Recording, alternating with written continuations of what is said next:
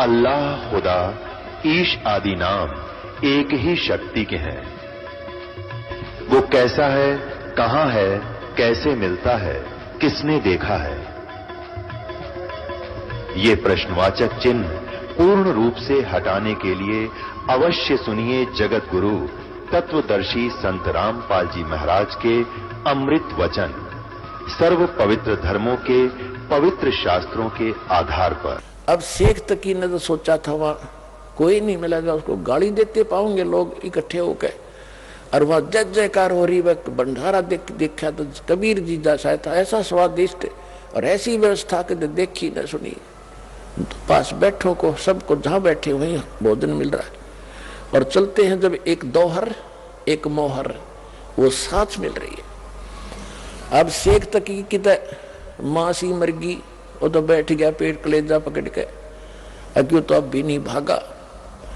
अब सिकंदर लोधी ने पूछा कि ये कौन व्यवस्था कर रहा है, तो खाने वालों ने बताया कि एक टेंट में बैठा व्यक्ति वो व्यवस्था कर रहा है।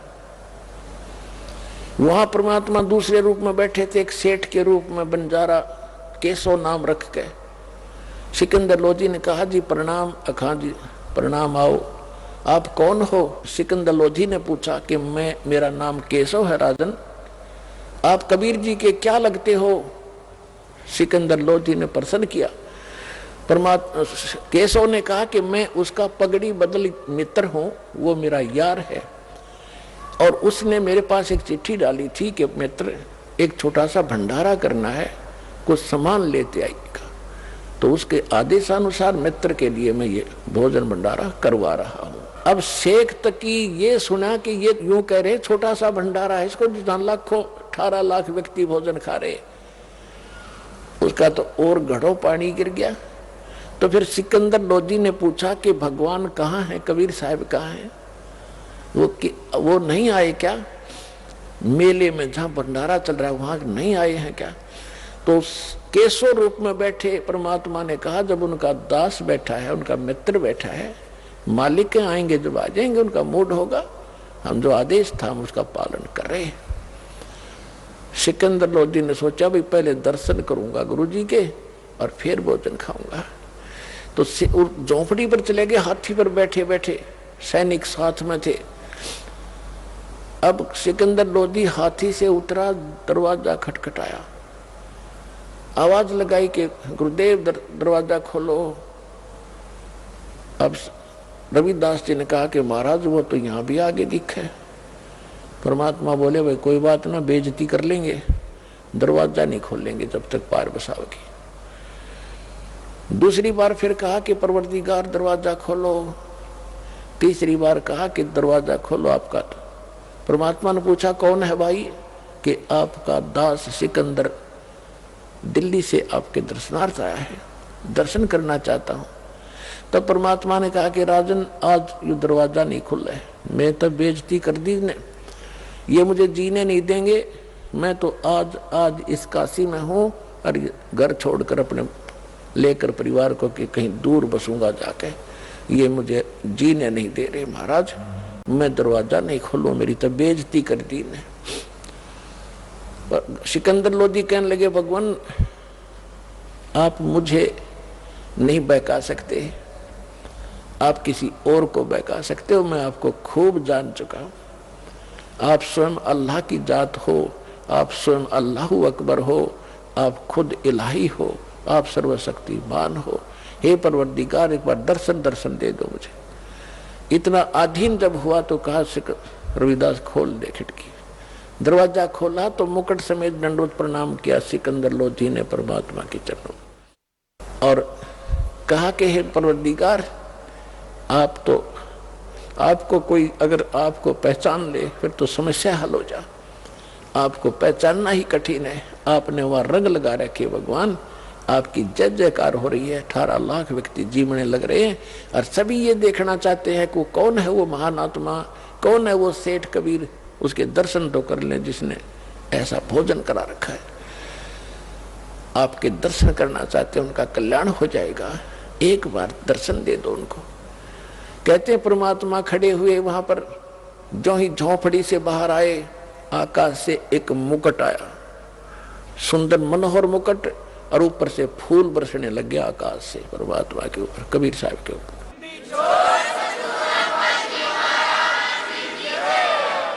सिकंदर लोधी ने हाथी पर बैठाया परमात्मा को और साथ में रविदास जी को।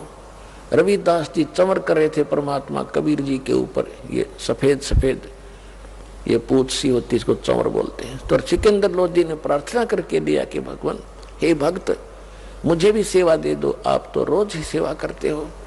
तो वो चंवर लेकर के सिकंदर लोधी कबीर भगवान के ऊपर चंवर कर रहा है और हाथी पर बैठे सभी आ रहे हैं। मेले में प्रवेश हो गए जहाँ भंडारा चल रहा था। लोग देख रहे हैं कौन है कबीर की। वो आ गया कबीर जिसके सिर पे मुकुट है और जिस पे ये सिकंदर लोधी सेवा कर रहा है। सब देखकर जय जयकार कर खड़े होकर देखे, क्यों मालिक के दर्शन से ही खुशी हो। अब सब जगह जय जयकार हो रही है। सारे मेले में घूम के फिर एक तंबू में से, जहां दूसरे रूप में मालिक बैठे थे केशव रूप में, वहां से एक सेवादार गया और हाथी पर बैठे भगवान से प्रार्थना की कि हे परवरदिगार, आपको आपका मित्र केशव याद कर रहा है। तो उससे हाथी से उतरकर सिकंदर लोधी और भगवान और रविदास जी तीनों उस टेंट में आ गए जहां पर वो केशव बैठे थे। देखते ही देखते टेंट में जब गेट में प्रवेश किया था, लंबा चौड़ा टेंट था, उसमें एक तख्त अपने आप आकर लग गया। उसके ऊपर जैसे आप इन फिल्मों में देखते हो ना, टीवियों पर अपने आप ऐसे बन जाते एक सेकंड में, ऐसे ओरिजिनल तख्त उसके ऊपर गद्दे बिछ गए। उसके ऊपर बहुत सुंदर चद्दर आ गई, उसके चारों तरफ हीरे और पन्ने लजवारात ऐसे जड़े गए, चमक रहे। और केशव ने खड़ा होकर कहा कि महाराज विराजो। उस तख्त पर भगवान बैठ के बीच में और टेंट को खोल दिया।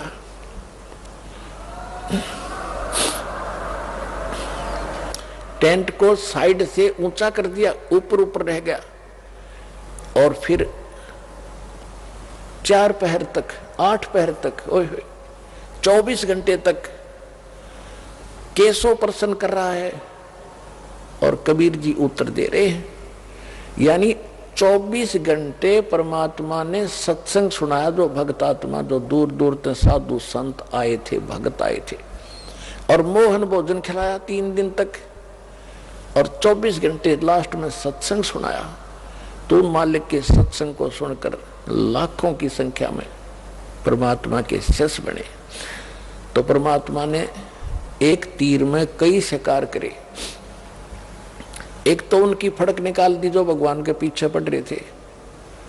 उधर से वो जो जैसे पुण्यात्माओं आप हो, आपके और भाई बहन हैं, कोई जगन्नाथ पर जाते हैं, कोई अमरनाथ पर जाते हैं, कोई राधा स्वामी पर जाते हैं, कोई दंदन सतगुरु को जाते हैं, कोई निरंकारी के, या कोई वैसे मंदिर माताओं की पूजा करे।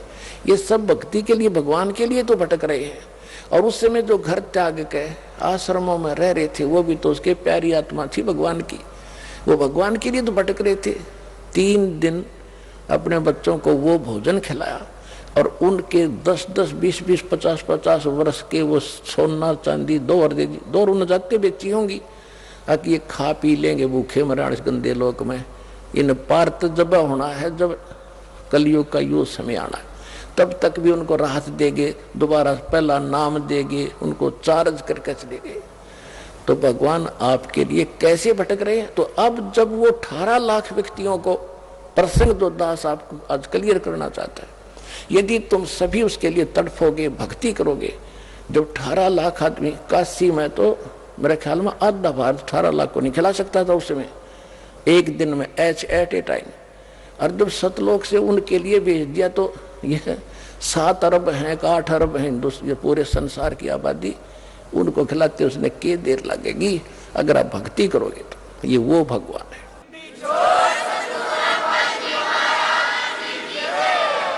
तो परमात्मा ने दिखाया कि एक बार फिर सतयुग जैसा माहौल होगा यहाँ पर, जैसे सतयुग में सुख होता था। तो वो आएगा कहाँ से? आपकी भक्ति के कारण आपको भगवान सतलोक से भेजेगा और यह सारे ठाठ करेगा। कोई चिंता, कोई टेंशन उस भक्त को नहीं रहेगी जो सच्चे दिल से भगवान की भक्ति करेगा। कबीर साहब की यह सत भक्ति।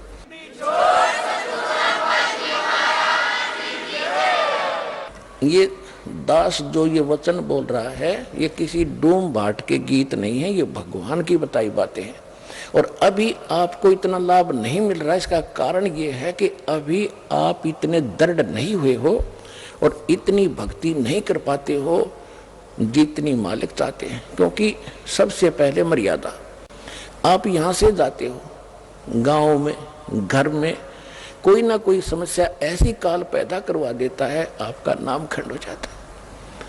और परमात्मा कहते हैं अनंत कोट बाजी तहा मन रचे सकल ब्रह्मंड, गरीब दास में क्या करूं यो काल करे जीव खंड। परमात्मा गरीबदास महाराज जी को, उस प्यारी आत्मा को बता रहे हैं, गरीबदास जी को बता रहे हैं कि मैं इतना समर्थ हूं, मैंने सारे ब्रह्मांड रच रखे। अनंत कोट बाजी तहा मन रचे सकल ब्रह्मांड, और गरीब दास में के करूं यो काल करे जीव खंड। कि ये काल मेरे से इनको तोड़ लेता है, इनका नाम खंडित करा देता है। यदि ये नाम पर डटे रहे तो न सारे सुख दूं न मोक्ष दूं, तो अंत में भगवान भी दुखी हो जाता है कि मैं क्या करूं, ये खंडित करवा देता कोई न कोई बकवास करवा के, फिर मैं नहीं कर सकता, इनको कोई लाभ नहीं दे पाता, जिस कारण इनको अविश्वास हो जाता है, फिर ये मुझसे दूर चले जाते हैं। और फिर तो सदा दुखी रहना ही रहना है इनको, मेरे से दूर हो करके फिर सुख कैसा। तो पुण्यात्माओं, सबसे बड़ा काल ने अब ये जाल फैला रखा है कि आपका नाम खंडित करा देता है। फिर आपको आपत्ति आनी है, से नाम भी ले रखा है, फिर अविश्वास हो जाता, वहां भी गया था, मुझे कोई लाभ नहीं मिला, चलो कहीं और धक्के खा ले। तो फिर तो धक्के ही धक्के यहाँ से जाने के बाद। लेकिन इस ज्ञान के बाद आपको ऐसा विश्वास हो जाएगा जैसे काग जहाज का, फिर सूझ जाए और न ठोर। तो दास आपको पहले ज्ञान कराता है, फिर आपको नाम देता है, और फिर आपको समाधान भी देता है भगवान, फिर आपका मोक्ष ऐसे होगा।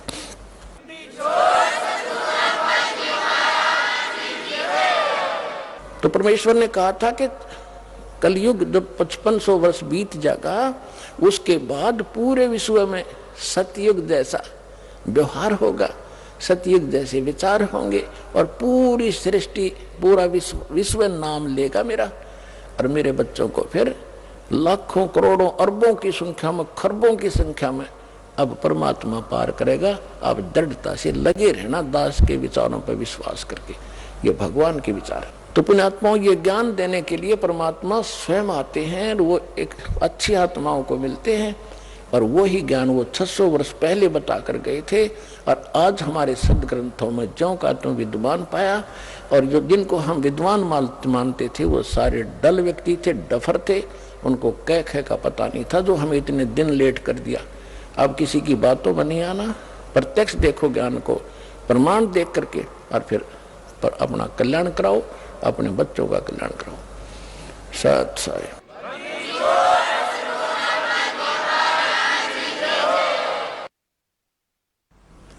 परम पिता परमात्मा पूर्ण ब्रह्म, सर्व सृष्टि के रचनहार, सर्व सुखदायी पाप नाशक, संकट मोचन, कष्ट हरण, मंगल करने वाले परमेश्वर कबीर जी की असीम रजा से आप सभी पुण्यात्माएं परमात्मा की महिमा सुनने के लिए उपस्थित हुए।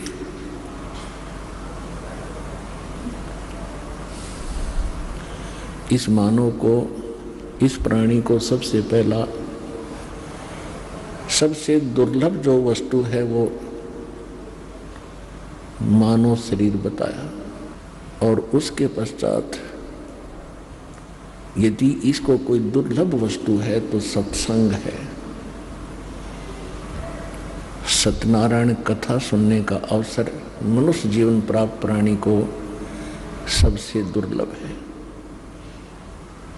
और सत्संग कौन कर सकता है? सतगुरु कर सकते हैं। सतगुरु के बिना सत्संग नहीं होता।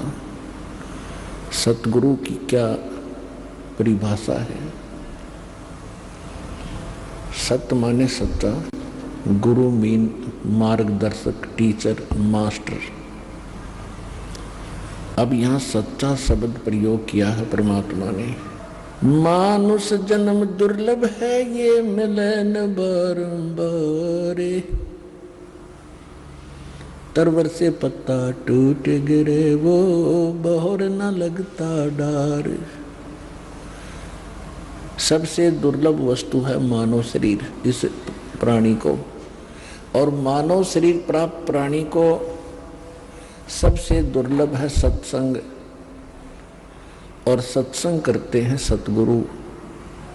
सतगुरु कहते हैं जो केवल सच्चा ज्ञान देता है, जो सच्चा गुरु है। तो इससे सिद्ध है कि झूठे गुरु भी हैं, तभी तो संतों ने सतगुरु शब्द की आवश्यकता पड़ी। जैसे ब्रह्म, ब्रह्म का अर्थ है परमात्मा। अब यहां ब्रह्म जो है, ये यहां जो ब्रह्म प्रसिद्ध हो गया, दूसरे शब्दों में कह सकते हैं ब्रह्म का अर्थ है मालिक, स्वामी। तो एक तो 21 ब्रह्मांड का ब्रह्म है,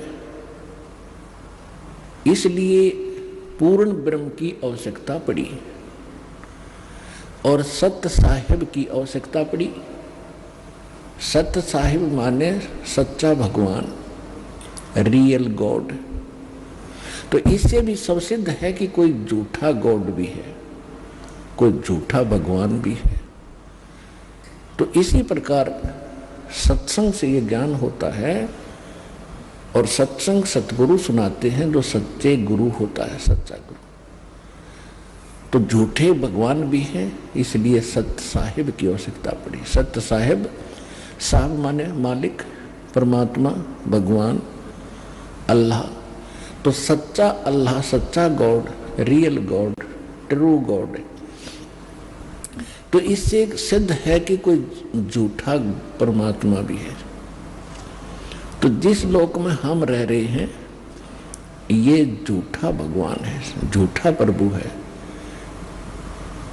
ये सत्य साहिब नहीं है। सूक्ष्म वेद में कहा है कि ज्योत मुल्ला माया मग में बैठी हंसा चुन चुन खाई, ये ज्योत स्वरूपी कहे निरंजन में ही करता भाई। एक न करता दो ना करता नौ ठहराए भाई, दसवां भी धुंधर में मिल जा सत्य कबीर दुहाई। तो क्या बता रहे हैं सूक्ष्म वेद के अंदर आदरणीय गरीबदास साहिब जी, जो परमात्मा से परिचित हुए, और जिनके माध्यम से परमात्मा ने पहले ही कह दिया था कि बर्म में पंथ का जो प्रवर्तक होगा, जिसका जन्म संवत 1774 में होगा, उसके द्वारा मेरी महिमा की वाणी पुनः प्रकट होगी यथार्थ रूप में। तो उस पुण्यात्मा गरीबदास साहिब जी ने बताया है कि एक न करता दो न करता। कहते हैं मुल्ला माया मग में बैठी रस्ते में हंसा चुन चुन खाई, और यो ज्योत स्वरूपी कहे निरंजन मैं ही करता भाई। कहते यो अपने आप को भगवान कहता है। जैसे श्री शिव पुराण के अंदर रुद्र संहिता में जब ब्रह्मा और विष्णु जी का आपस में अपनी प्रभुता पर ही युद्ध हो गया, झगड़ा हो गया, लड़ाई होगी, उनके बीच में इसने एक स्तंभ खड़ा कर दिया, लिंग बहुत लंबा तेजों में पिलर। उसके बाद ये स्वयं अपने पुत्र शिव का रूप धारण करके वहां आके खड़ा हो गया। तब उनसे कहता है कि तुम परमात्मा नहीं हो, तुम भगवान नहीं हो ब्रह्मा विष्णु, ये सब कुछ मेरा है, मैं ही भगवान हूं। तो इससे आगे सूक्ष्म वेद क्या बताता है, मुल्ला माया मग में बैठी हंसा चुन चुन खाई, ये ज्योत स्वरूपी कहे निरंजन में ही करता भाई। एक न करता दो ना करता नौ ठहराए भाई। इनकी अकल देखो कहते एक भी भगवान नहीं, ये 9 अवतार 9 भगवान बैठे, और 10वां आने वाला है निकलंक नाम से, जिसको कल की अवतार कहते हैं। ये कहते वो भी ऐसे ही नाच कूद कर अपने कर्म बिगाड़ के, दुनिया को मार के, अपने कर्म खोटे करके और चला जाएगा। फिर ये 84 लाख योनियों में चले जाएंगे। सत कबीर दुहाई कि एक सच्चा भगवान है तो कबीर साहब है, और कोई परमात्मा अविनाशी नहीं है, और कोई सत साहिब नहीं है। आज का जो प्रसंग है कि परमात्मा कौन है, उसको हम कैसे सिद्ध करें, कहां से प्रमाणित हो,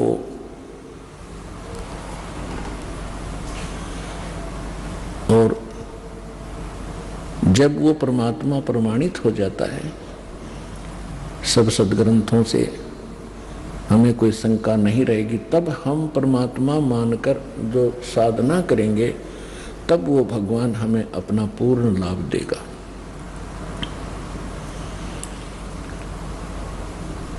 तो प्रसंग चल रहा है कि सच्चा साहिब और सच्चा गुरु ये दोनों ही मिलेंगे तभी हमारा कल्याण होगा। तो पुण्यात्माओं, आपका सौभाग्य है कि आपको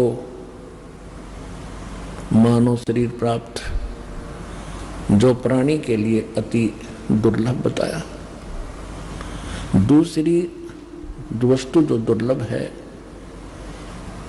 वो सतगुरु यानी सत्संग कहो, सतगुरु कहो। सतगुरु के बिना सत्संग नहीं हो सकता। तो वो भी आज आपको उपलब्ध हुई। आपकी किस्मत का, आपके पूर्व जन्म के संस्कारों का कोई एस्टिमेट नहीं लगाया जा सकता। आप कितने पुण्य कर्मी प्राणी हैं। आज चाहे कोई गरीब है, झोंपड़ी में रहता है, चाहे कोठियों में रहता है, कोई रिक्शा चलाता है, पैदल मजदूरी करता है, या कारों और हेलीकॉप्टरों में चलता है, ये मानव शरीर प्राणी जो है ये परमात्मा की भक्ति कर सकते हैं। और दुर्भाग्य उनका अभी जो खिलौनों से ही खेल रहे हैं। सौभाग्य आपका जो भगवान से परिचित हो चुके हो और इस मार्ग पर अग्रसर हो लिए। अब जैसे 2 प्रकार से ये मानव शरीर आपको प्राप्त होता है, एक तो पूर्व संस्कार से और एक टर्न वाइज होता है। टर्न वाइज का अर्थ है कि 84 लाख प्रकार के प्राणियों में सब कष्ट उठा के उसके बाद एक मानव शरीर मिलता ही मिलता है, ऐसा विधान है प्रभु का। तो जो इस प्रकार से आए हुए प्राणी हैं, जो टर्न वाइज यानी नंबर वाइज जिनका जन्म हुआ मनुष्य का, तो वो जल्दी सी भक्ति ग्रहण नहीं करते। और जो पिछले जन्म में संस्कार से मनुष्य थे, अब भी मनुष्य पैदा हो गए हैं, तो वो ऐसे मनुष्य जन्म उन्हीं का होगा जो पिछले जन्म में भी कोई ना कोई भक्ति साधना कर रहे थे। तो उनके अंदर एक लगन प्रेरणा न्यारी होती है परमात्मा की तरफ, उनकी पहले से रुचि होती है, जन्म से ही होती है। तो इसी प्रकार फिर मानव शरीर के अंदर प्राप्त प्राणियों को फिर एक और 2 प्रकार की स्थिति होती है। जैसे एक तो भक्ति कर्म होते हैं और एक धर्म कर्म होते हैं। भक्ति कर्म का अर्थ है जिन्होंने भक्ति की है, मंत्र जाप किए हैं परमात्मा से, गुरुदेव से दीक्षा लेकर के पहले जन्मों में, और एक ने भक्ति के साथ साथ पुण्य भी खूब किए हैं। तो दोनों का ही मनुष्य जीवन हो रहा है, क्योंकि पिछले संस्कार वश हो रहा है। जिन्होंने दान नहीं किया और भक्ति करते ही रहे, क्योंकि परमात्मा ने वो मंत्र दिए थे जो आपको चार्ज करके गए थे 600 वर्ष पहले, तो साथ में परमात्मा ये भी कहते रहे थे चिड़ी चोंच भर ले गई, नदी न गट्टो नीर, दान दिए धन घटे नहीं, कह रे साहेब कबीर।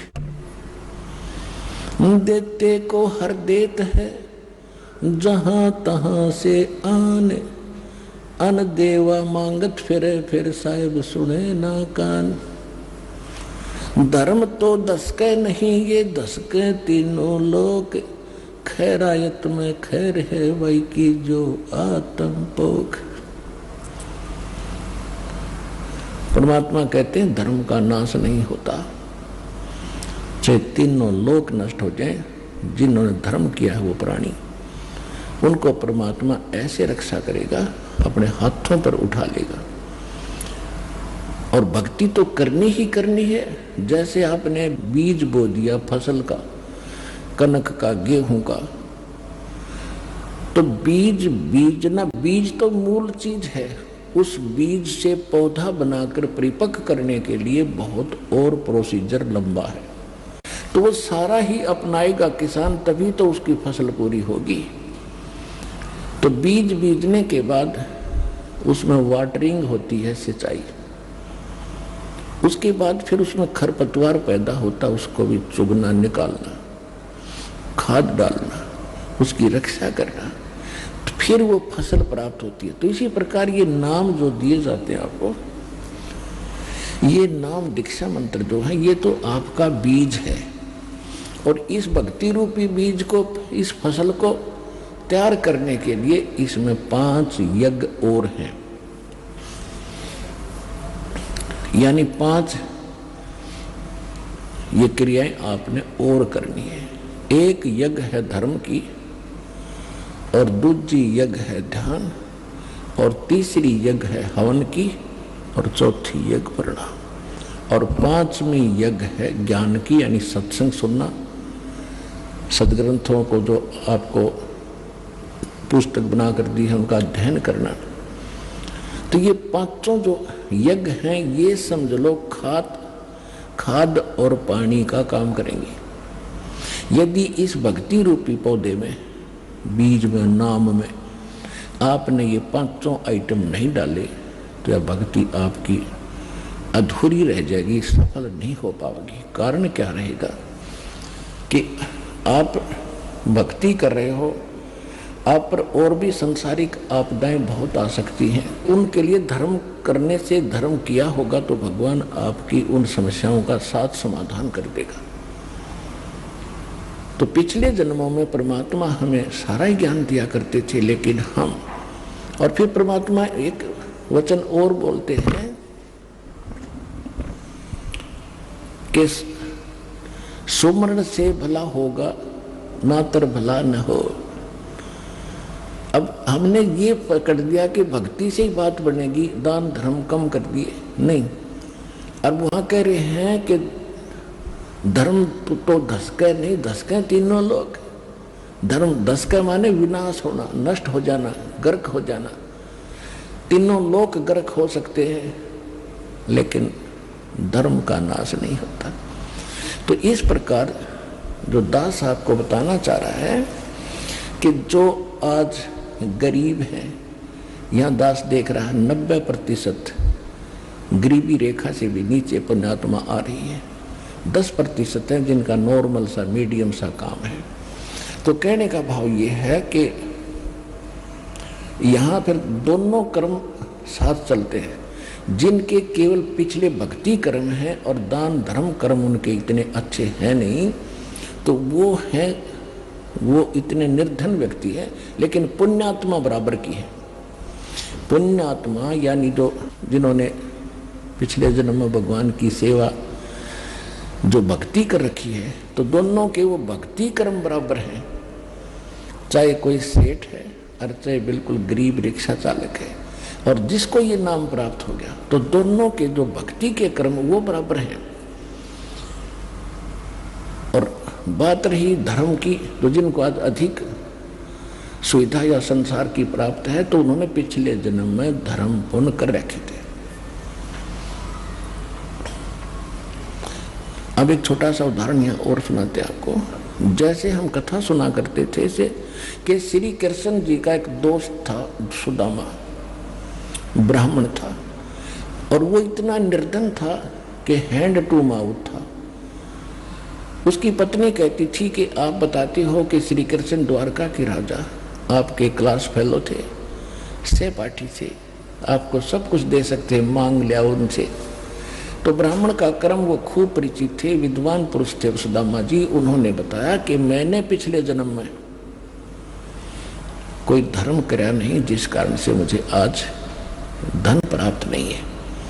तो परमात्मा कहते धन चाहे तो दान कर और मुक्ति चाहे जप नाम, और पर दोनों ही करने से बात बनेगी। ये तो एक परमात्मा विधान बताते हैं।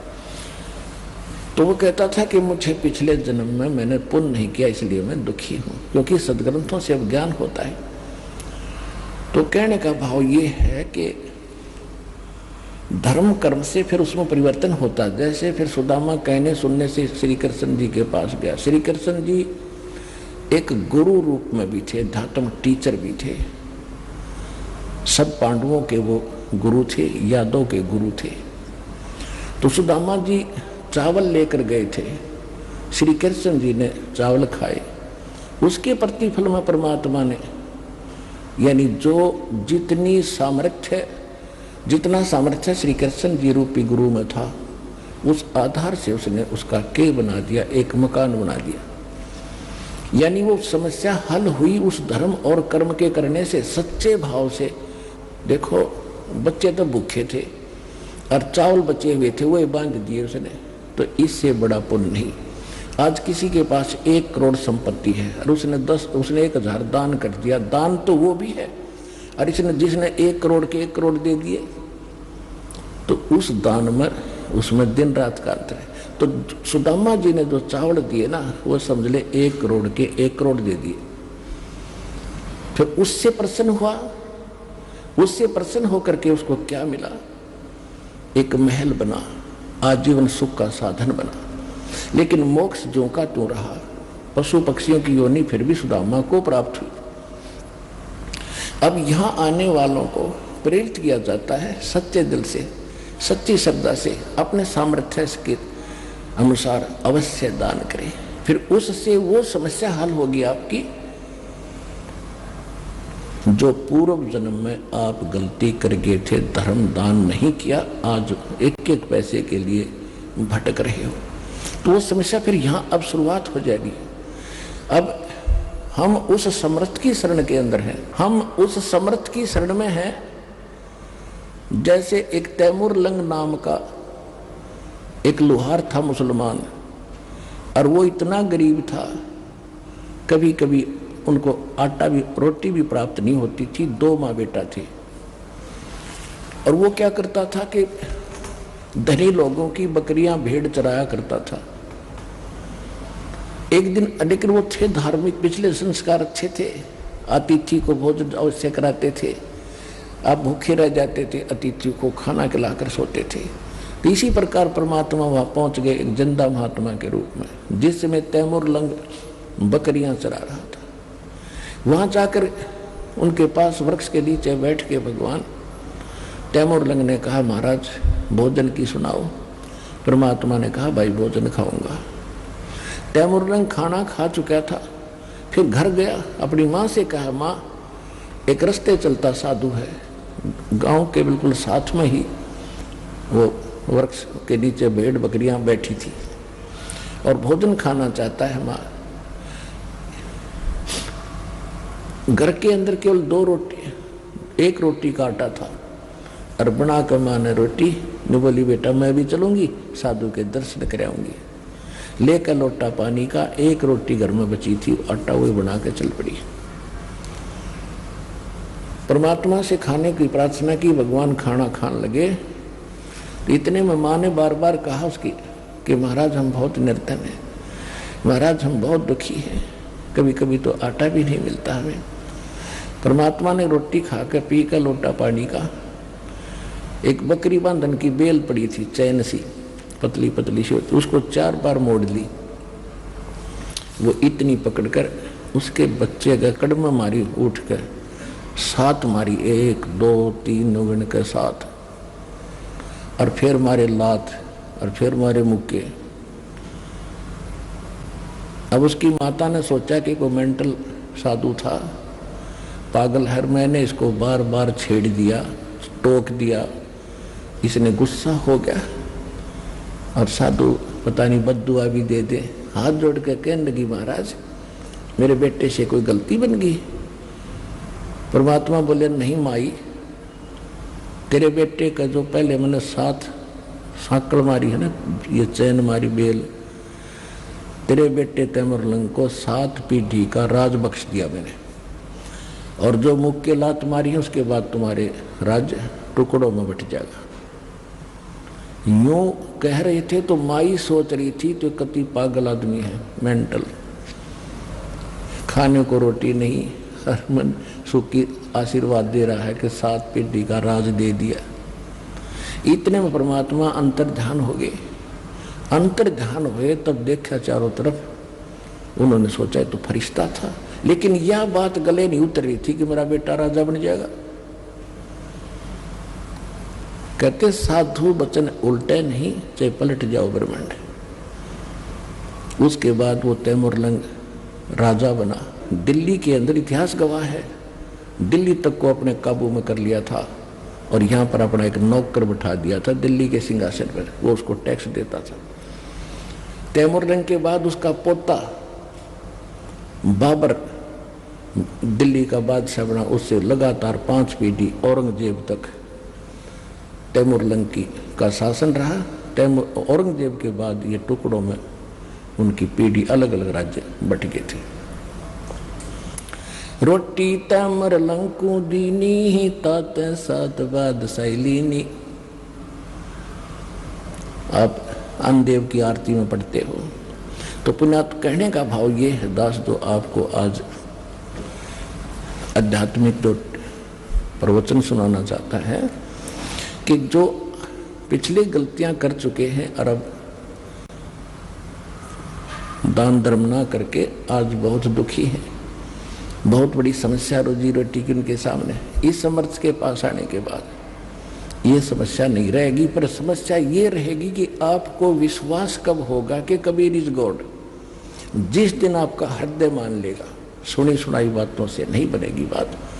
आत्मा का साथी है भगवान, इस मन का साथी नहीं है। मन तो काल का एजेंट है, और परमात्मा की भक्ति से इस मन को भी आत्मा अपने अनुकूल करेगी। ये अब तो ये आत्मा के ऊपर बैठा है, इसने आत्मा को अपनी वाहन बना लिया, और जहाँ पकड़ के ले जाता गंदे कर्म करा के इसके सहारे चल रहा है। फिर आत्मा इसके ऊपर बैठेगी, और इसकी स्पीड बहुत से टट्टू की, इस मन की बकवादों में भी इतनी स्पीड है, और जब ये अच्छे काम पर लगाएगी इसमें भी इसकी इतनी ही स्पीड है, इसके ऊपर बैठा देगा भगवान आपको। तो कहने का भाव दास का ये है कि आपको यहाँ आकर के ये ज्ञान सुनाया जाता है, तो अब आप दान कर रहे हो, दास देख रहा है, कोई तो 10 रुपए की मुश्किल से उसका दान करने की हिम्मत बनती है, और फिर दास देख रहा है कि दूसरी तीसरी बार आता है तो 1000 रुपये चढ़ा रहा वो व्यक्ति। आत्मा गदगद हो जाती है कि मालिक ने सुन ली इस अपनी आत्मा की, क्योंकि परमात्मा का विधान है। कहते हैं आप 1 रुपया दान करोगे, 1000 देता दाता आपको। जो दान आप यहाँ करते हो वो आपका नहीं, वो तो भगवान का हो गया, आपका नहीं रहा। उसके बदले में आपको तो 1000 मालिक ने उसी समय लिख दिया आपके अकाउंट में, लेकिन वो अकाउंट आपको दिखता कौन नहीं।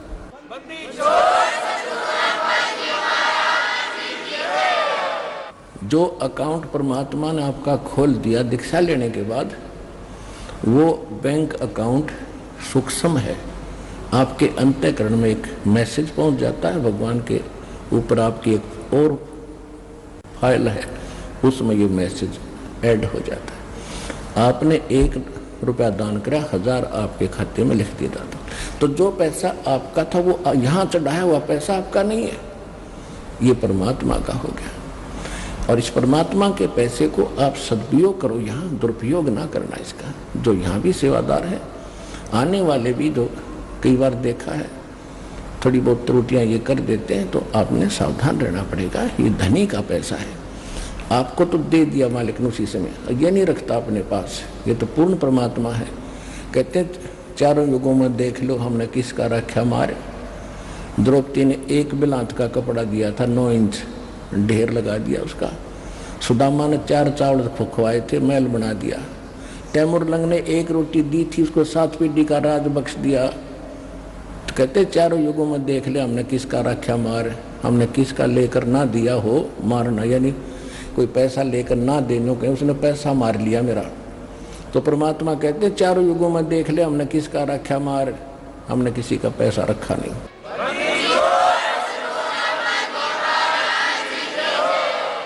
तो सबसे पहले हमारे हृदय में ये समाना चाहिए कि हु इज गॉड, परमात्मा कौन है। और परमात्मा को पहचानने के लिए हमने कौन से प्रमाण स्वीकार्य होंगे। सबसे पहले हमारे सदग्रंथ। हमारे सदग्रंथ कौन से हैं? पवित्र हिंदू धर्म के नाम जो लिख दिए गए हैं, पवित्र चारों वेद, ऋग्वेद, यजुर्वेद, सामवेद, अथर्ववेद, पवित्र श्रीमद् भगवद गीता, पवित्र 18 पुराण। उसके बाद जो उपनिषद है ना, ये तो किसी ऋषि विशेष की अपनी अनुभव की कथा है, वो वेदों और सदग्रंथों इनसे नहीं मिलती है, तो वो उसके घर की है, उसको हमने नहीं चाहिए लेना। दूसरे जो वैसे ये पवित्र वेद, पवित्र श्रीमद् भगवद गीता, पवित्र पुराण, ये हिंदुओं के नहीं थे, मानव मात्र के लिए है। उसके बाद विभाग बढ़ते चले गए, तो फिर जैसे कुछ पहले समय में आपस में कटे हुए क्षेत्र थे, जैसे समुद्र पार करके फिर अमेरिका, ये जो US से बोलो हो जिसने, वो इससे कटे हुए थे क्षेत्र से। तो वहाँ फिर काल भगवान ने बाद में ये कटे, पहले तो सिद्धियाँ थी, पहले भी ऐसे वहाँ जाते थे, एक दूसरे से संपर्क करते थे, सिद्धियों से जाते थे। तो उसके बाद वो क्षेत्र कट गया, तो काल ने दोबारा जैसे ईसा मसीह जैसे, बाबा आदम जैसे महापुरुषों का वहाँ जन्म दिया, फिर उसने अपनी थ्योरी अलग से पढ़ा दी उनको। और उसके बाद फिर ये पुस्तकें बन गई, जैसे तौरात, जबूर, इंजिल और फिर ये कुरान शरीफ। तो ये जो वैसे वास्तव में ये पवित्र ग्रंथ जो पुराने हमारे सभी मानव मात्र के लिए हैं, फिर भी तो हम इन सभी सदग्रंथों को मान्य है। हिंदुओं को तो ये ग्रंथ मान्य है जो दास ने अभी बताए, पवित्र चारों वेद, पवित्र श्रीमद् भगवद गीता, पवित्र पुराण। उपनिषद तो अलग चीज है, उनको तो भूल ही जाओ, वो तो किसी व्यक्ति विशेष का अपना जो अनुभव, उसने जैसा भगवान जाना उसमें वो कथ दी कथा, वो वेदों और गीता पुराणों से नहीं मिलती, वो ठीक नहीं। और फिर पुराण भी वेद और गीता से नीचे निम्न सत्र में आते हैं। वह श्री ब्रह्मा जी का ज्ञान अनुभव है, ब्रह्मा जी से सुनकर अन्य ऋषियों ने जो अपना अनुभव किया, उसमें फिर 18 विभाग कर दिए। वास्तव में मूल शास्त्र हमारे पवित्र वेद, पवित्र गीता है। और पवित्र सूक्ष्म वेद है, वो कंप्लीट इन ऑल रिस्पेक्ट है, ऑल इन वन है, जो गॉड गिवन है, जो भगवान स्वयं देते हैं, वो है असली ज्ञान। उस असली ज्ञान को ही असली ज्ञान हमारे हृदय में समाने के लिए, जचाने के लिए इन पुराणों, वेदों और गीता का सहयोग लिया जाता है कि जो भगवान ज्ञान दे रहा है वो इनसे भी मिलता है, और जो इनके अंदर जो यथार्थ ज्ञान और भक्ति विधि नहीं है वो उस सूक्ष्म वेद में है। तो फिर हमें ये दृढ़ता आती है कि जो वेद बताते हैं केवल एक ओम मंत्र है, गीता बताती है ओम तत्सत, उस पूर्ण परमात्मा के पाने के केवल 3 मंत्र हैं। तो ये है इनकम्प्लीट ये कोर्स। और उसमें क्या लिखा सूक्ष्म वेद में? प्रथम मंत्र है वो 7 मंत्र हैं। वेद भी संकेत करते हैं कि जब तक तत्वदर्शी संत नहीं आता है तो 5 नाम दिए जाते हैं, और जब तत्वदर्शी संत आता है, जब वो समय आता है भक्ति का, तो उसमें 7 मंत्र दिए जाते हैं। और उसके बाद फिर 2 मंत्र और फिर कंप्लीट कोर्स करके मूल मंत्र दिया जाता है। तो ये है वो सूक्ष्म वेद के अंदर सारा ज्ञान लिखा। तो कहने का भाव ये है कि पवित्र वेद, पवित्र श्रीमद् भगवद गीता, पवित्र पुराण, पवित्र बाइबल 3 पुस्तकों का, पवित्र बुक का संग्रह है, और पवित्र कुरान शरीफ। पवित्र गुरु ग्रंथ साहिब। पवित्र गुरु ग्रंथ साहिब के अंदर जो महला पहला की वाणी है वो वाणी है उस परमात्मा से परिचित उस पुण्यात्मा श्री नानक देव जी की। उसके बाद जो अन्य गुरुदेव की जो वाणी गुरुओं की है, यदि वो नानक जी की वाणी से और सूक्ष्म वेद से मेल नहीं खाती है तो वो उस सतर की वाणी नहीं है। तो इसलिए हमने अपने परमात्मा को समझने के लिए, अपने परमात्मा को पहचानने के लिए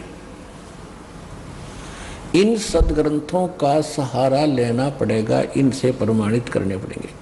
जो इन सदग्रंथों से जो मेल खाता है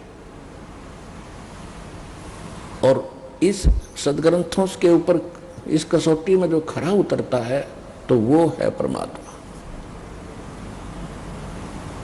तो सबसे, और उसके बाद फिर जिन महापुरुषों को परमात्मा प्राप्त हुआ उन्होंने फिर कौन से मंत्र जाप किए जिनसे उनका मोक्ष हुआ, तो वो है मंत्र भक्ति के। और वही मंत्र हमारे सदग्रंथों से मेल खाते हैं कि सचमुच ये भी मंत्र यही है और उन महापुरुषों ने भी वही मंत्र जाप किए हैं और उनका मोक्ष हुआ है और सदग्रंथ भी वही बता रहे हैं।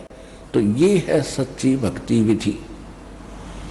इसमें सिर्फ दो ही बातें हैं समझने के लिए। एक तो हु इज रियल गॉड, वास्तविक भगवान कौन है, और what is the real worship of way of worship of God, परमात्मा के भक्ति की दो रियल सत्य साधना कौन सी है, कौन सा मार्ग है। ये दो क्लियर जब हो जाते हैं तो निरसंशय होकर आप भक्ति कर सकते हो, आप भक्त बनोगे। श्रीमद् भगवद गीता अध्याय नंबर 2 के श्लोक 53 में 53 में कहा कि अर्जुन, जिस समय तेरी बुद्धि भिन्न भिन्न प्रकार के भ्रमित करने वाले वचनों से हटकर एक तत्व ज्ञान पर स्थिर हो जाएगी, तब तो तू योग को प्राप्त होगा, तब तो तेरी भक्ति प्रारंभ होगी, तू भगत बनेगा, योगी बनेगा। तो इस दास का जो उद्देश्य है और भगवान का जो काल से प्रोमिस है, एग्रीमेंट है, वो यही था। काल ने कहा था कि आप अपना ज्ञान देकर अपना बनाना प्रभु, बाय फोर्स ना करना। जो आपके ज्ञान को मानेगा आपका हो गया, जो मेरी बकवादों में उलझा रहेगा वो मेरा होगा। मैं उसको खाऊंगा, नचाऊंगा, जन्म मृत्यु के अंदर उनको चक्कर कटाऊंगा, उसमें बाधा ना करना।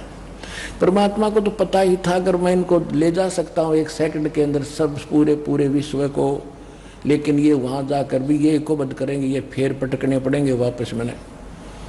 तो पहले वहां ले जाने के योग्य बनाया जाएगा आपको, यहाँ से आपकी भक्ति कर्म बढ़ा के, आपके अंदर साधुतापन पा के, आपको सच्ची लगन लगा के, उस सच्चा ज्ञान बता करके आपके अंदर विशेष तड़फ बना के आपकी एकमात्र लगन सतलोक जान की होगी, तब वहां जाओगे। तो उसके लिए ये यहाँ की व्यवस्था और ऊपर की व्यवस्था का साथ साथ चित्रार्थ और वर्णन किया जाता है, ताकि आपका मन इस गंदे लोक तक हटके उस सुखमय लोक में ऐसा प्रेरित हो जा जैसा हम वहां से यहाँ आने के लिए इतने उत्सुक थे। इतनी ही उत्सुकता, इतनी ही प्रबल प्रेरणा यहाँ से वहां जाने की हो। और ये होगी क्योंकि अभी तक तो हमें ज्ञान का कैख भी नहीं पता था। हमने तो जन्म मरण के खचड़े कोई पूरा मान रखा था, बस यही है, इतना ही काम है, मरो सभी मरते हम भी मर जाते हैं, कोई फर्क नहीं पड़ने वाला। अब पता चलेगा इसे बहुत फर्क पड़ने वाला। कोट जन्म हो गया, हमने धक्के खाते, गधे कुत्ते सुअर बन के हम भटकते, थोड़ा सा मनुष्य शरीर है, इसमें सुख का भोजन मिल जाता है, इस पे हम पता नहीं क्या बन बैठे। तो अब हमारी वो ज्ञान की आंखें खोलेगा भगवान, फिर हमने भूत भविष्य और वर्तमान सारा दिखाई देगा। तो जो प्रसंग चल रहा है उसी पर आते हैं। परमात्मा को पहचानना सबसे पहला काम है अपना, क्योंकि आज तक हमने डेफिनेशन ऑफ गॉड का ही नहीं पता, परमात्मा की, प्रभु की परिभाषा से परिचित नहीं। कोई कहता भगवान निराकार है, कोई कहता भगवान श्री कृष्ण है, श्री राम है, ब्रह्मा जी, श्री विष्णु जी, श्री ब्रह्मा जी, श्री शिव जी, यही भगवान है। फिर हनुमान जी भगवान है, फिर गणेश जी भगवान है। उसके बाद ये मंडी मसाणे जो हमने आप बना रखे हैं, ये भी भगवान बना लिए। देखो परमात्मा की परिभाषा क्या है। परमात्मा की व्यवस्था ऐसी है, जैसे यहां आप देखते हो अधिकारी हैं, कर्मचारी हैं, अधिकारी हैं, और फिर मंत्री, मुख्यमंत्री, प्रधानमंत्री हैं, ये सभी साहब कहलाते हैं। आइए अब हम उन श्रद्धालुओं के अनुभव जानते हैं जो जगत गुरु तत्वदर्शी संत रामपाल जी महाराज जी से दीक्षा प्राप्त कर चुके हैं तथा उनके द्वारा बताए गए भक्ति मार्ग पर चल रहे हैं। नमस्कार सर। नमस्कार जी। सर क्या नाम है आपका? मेरा नाम मनोज कुमार है जी। मनोज कुमार जी, आप कहाँ से हैं? मैं जलेसर डिस्ट्रिक्ट एटा उत्तर प्रदेश का रहने वाला हूँ। मनोज कुमार जी, संत रामपाल जी महाराज से कब जोड़े आप? सर जी मैं संत रामपाल जी महाराज से 17 अप्रैल 2012 में जुड़ा था। संत रामपाल जी महाराज से जुड़ने से पहले क्या आप कोई भक्ति साधना भी करते थे? जी सर, हम जैसे समाज में हमारे में जो पूजा चलती है वो भी किया करते थे।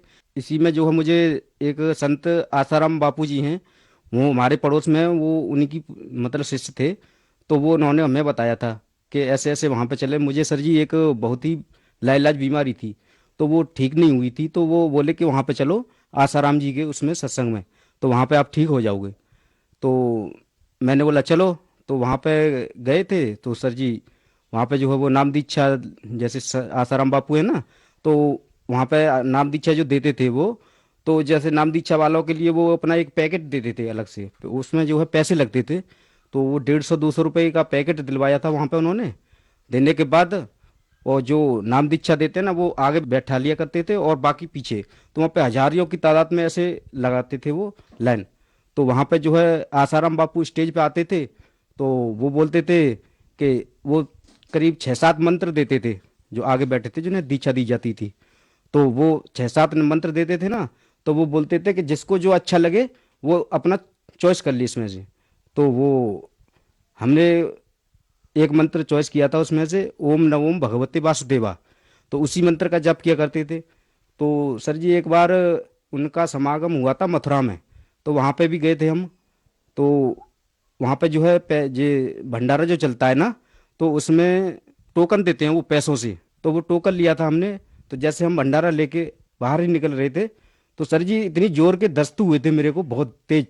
तो वहाँ पर मेरी इतनी हालत ज़्यादा गंभीर हो गई थी, बहुत ज़्यादा। तो वहीं से मैंने दृढ़ कर लिया था ये क्या है, यहाँ पर कुछ भी नहीं है। मैं और ज़्यादा बहुत वहाँ से सर जी आया था घर तक, बहुत ही ज़्यादा दिक्कत मेरी हो गई थी। तो वहाँ से आया यहाँ पे, फिर यहाँ पे दवा की। तो उसी दिन से मैंने प्रण कर लिया था कि ये नहीं, बेकार है। फिर यहाँ पे आने के बाद जैसे हमारे गांव में ये भगत बोलते थे, यहाँ पे जो है संत रामपाल जी के भगत जिन्हें बोलते थे, हम तो जानते भी नहीं थे कि भगत क्या होता है, कैसे होते हैं। तो हम इनकी हंसी उड़ाया करते थे। तो एक हमारा ताऊ का लड़का है, वो भी जुड़ा हुआ था संत रामपाल जी महाराज की शरण में। तो उससे हमारी बहस हुआ करती थी। तो ज़्यादातर वो ऐसे ही बोला करते थे। तो हम भी, तो मैं बोलता था कि क्या तू भगत भगत होते हैं, कैसे होते हैं भगत। तो वो ज़्यादा होती थी बहस। तो उन्होंने बोला कि आप जो है, जैसे सर जी उस टाइम मुझे बहुत बड़ी बीमारी थी, तो ऐसा होता था कि डेली का नियम था, जैसे शाम होती थी, शाम होने के बाद मेरी स्थिति ऐसी खराब हो जाती थी कि मुझे कुछ पता ही नहीं चलता था। अपने आप मूर्छित हो जाता था, कभी दौड़ा पड़ जाता था, कभी एकदम शून्य अवस्था, शरीर एकदम ठंडा, कुछ पता ही नहीं चलता था डेली। और सर जी कम से कम 10 महीने या 1 साल तक मेरा ऐसा इलाज चला था। आगरा भी चला था, कई शहरों में चला था इलाज तो वैसे, मगर मेरी बीमारी वो ठीक नहीं हुई थी सर। तो फिर आप संत रामपाल जी महाराज की शरण में कैसे आए? जो हमारा ताऊ का लड़का है ना, तो वो बोला कि आप जो है, और जो गांव में 2-4 भगत थे वो हमारे घर पे आते थे। तो बोल बताते थे कि ऐसे ऐसे आप नाम दीक्षा ले लो और वहाँ से ठीक हो जाओगे। मैंने बोला चलो ठीक है, अगर ठीक हो गया तो कोई बात नहीं। तो सर उन्हीं के साथ गया था, हम यहाँ से गए थे गाँव से हमारे से, तो इनके साथ गए थे हम। तो वहाँ पर सर जी मैं धूम्रपान भी ज़्यादा, गुटखा वगैरह ही खाया करता था। तो यहाँ से जैसे उन्होंने बोला कि सुबह चलना है, तो हम यहाँ से गए। तो सर जी मैंने एक पैकेट लिया था गुटखा का, पूरा जेब में डाल के ले गए थे। मैंने कि कुछ नहीं, जब वहाँ पे आसाराम बापू के में गए थे वहाँ पे भी कुछ नहीं फायदा मिला, तो यहाँ पे क्या होगा। तो हम जेब में डाल के ले गए थे।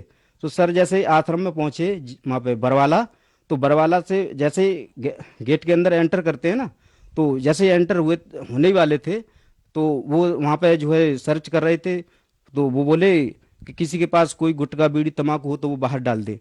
तो मैंने सर क्या किया था, मैंने सोचा बाहर क्या डालूं, वो टोकरी सी रखी हुई थी वहाँ पे डाल दो। मैंने कि वहाँ से बाहर निकल के मैं थोड़े रोड पे आके, एक वो कीकड़ का पेड़ खड़ा था तो वहाँ पे मैंने हाथ से गड्ढा करके और वहाँ पे वो पैकेट डाल आया। मैंने किया अब यहाँ से निकल के आएंगे कल या परसों में तो फिर वापस ले लेंगे, ऐसे तो होगा। मैंने चलो ठीक है। तो सर जी फिर वहाँ से अंदर गए हम, तो अंदर देखा तो परमात्मा का देखते ही बिल्कुल अपनी दशा और दशा दोनों ही संभल गई सर जी। वहाँ से फिर तो समझ लो कि नामदान ले लिया था सर मैंने जाके वहाँ पे संत रामपाल जी महाराज से। संत रामपाल जी महाराज से नाम दीक्षा लेने के बाद क्या आपको लाभ भी प्राप्त हुए? जी सर जी, हाँ लाभ प्राप्त हुए थे। जैसे मैंने संत रामपाल जी महाराज से नाम दीक्षा ली, उसके बाद 2-3 महीने तक तो सर जी मुझे ऐसा लाभ हुआ या ना हुआ महसूस नहीं होता था। मुझे अपने अंदर ही अंदर लगता था कि मैं अब नहीं ठीक नहीं हो पाऊंगा, क्योंकि मुझे महसूस नहीं हुआ था कि मुझे लाभ हुआ है। मगर सर जैसे पहला मंत्र जब गुरुजी संत रामपाल जी ने दिया था, उसके 4 महीने बाद करीब 19 अगस्त 2012 में जैसे मैंने सतनाम की दया बख्शी संत रामपाल जी महाराज ने, जिसे शाम को मैंने जैसे गुरुजी ने सतनाम दिया था ना, उसी शाम को जैसे हम लेटे हुए थे आश्रम में ही, तो लेटते ही जैसे ही पहली नींद आई थी तो गुरुजी है का संत रामपाल जी मेरे सपने में आ गए। सपने में आके मेरे से बोले कि बेटा इसी 2012 में तेरी मौत थी, परमात्मा ने तुझे तेरी आयु बढ़ाई है। तो वो गुरुजी बोले संत रामपाल जी महाराज कि बेटा तेरी 8.5 साल परमात्मा ने बढ़ाई हैं। तो संत रामपाल जी महाराज बोले कि तेरी जो है 8.5 साल परमात्मा ने बढ़ाई हैं और भक्ति कर बेटा और तेरी आगे उम्र बढ़ती चली जाएगी। तो परमात्मा ने ये लाभ दिए थे।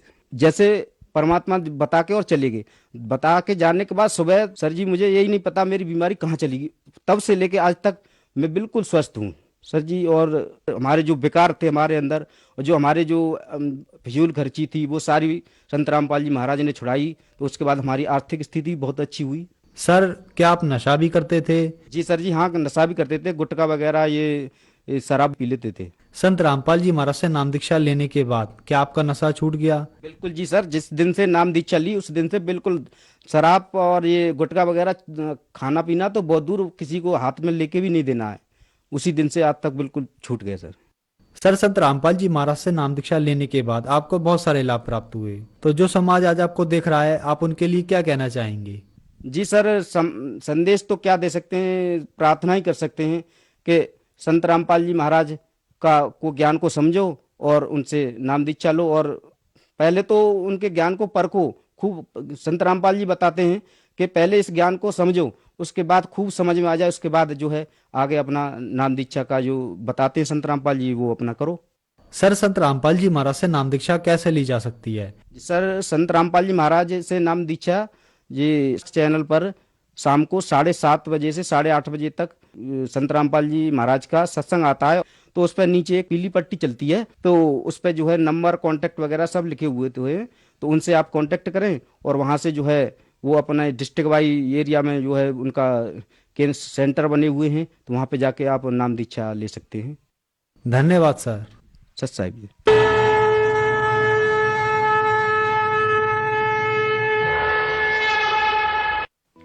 आप सुन रहे थे जगत गुरु तत्वदर्शी संत रामपाल जी महाराज के मंगल प्रवचन।